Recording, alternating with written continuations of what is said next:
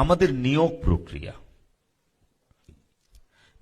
প্রক্রিয়া নিয়ে আপনারা জানেন এত কেস হয়েছে যে শেষ পর্যন্ত বিষয়টি আসলে কোন জায়গায় দাঁড়িয়ে আছে সে বিষয়টি বোঝা অনেক সময় কঠিন হয়ে যায়।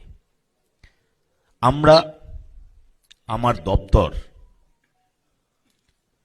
সব দিক বিবেচনা করে এসএসসির আইন,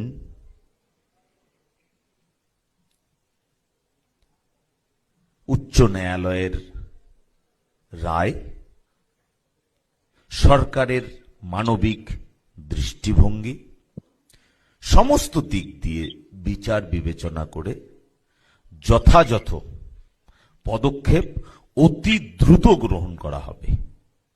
অতি দ্রুত গ্রহণ করা হবে। আমি এই সম্মেলনের মাঝখান থেকেই সকলকে আমি জানাতে চাই যে 2016-র SLST, group C, group D, 2025-এর এসএলএসটি,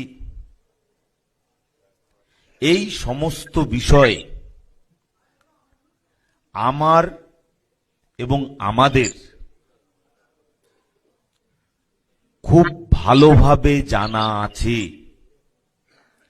আপনাদের অনুরোধ করছি পুনরায় এই বিষয় নিয়ে আমার সঙ্গে সাক্ষাৎ, আমার ফোনে বড় বড় মেসেজ,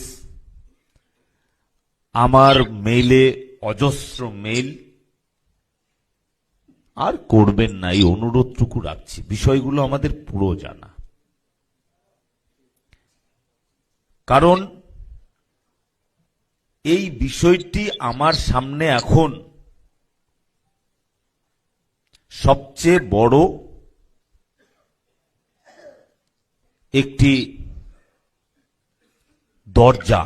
এই দরজাটা ভেদ না করলে আমি এর পরের ঘরে আমি যেতে পারছি না, এটাকে আমার ভেদ করতেই হবে। তো সেই কারণে এই দরজা খোলার জন্য আমরা নিরন্তর প্রয়াস করে যাচ্ছি। অনেকেই হয়তো ভাবছেন বিদ্যালয় শিক্ষা দপ্তর নিশ্চুপ হয়ে বসে আছে। আমরা নিশ্চুপ হয়ে বসে নেই।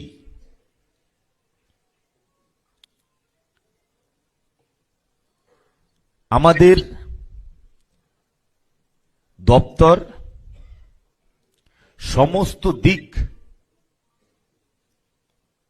বিবেচনা করেই পদক্ষেপ করছে এবং সম্মানীয় মুখ্যমন্ত্রী শ্রী শুভেন্দু অধিকারী মহাশয় আমাদের দপ্তরের বিষয়ে সমস্ত কিছু খোঁজ খবর তিনি রাখছেন।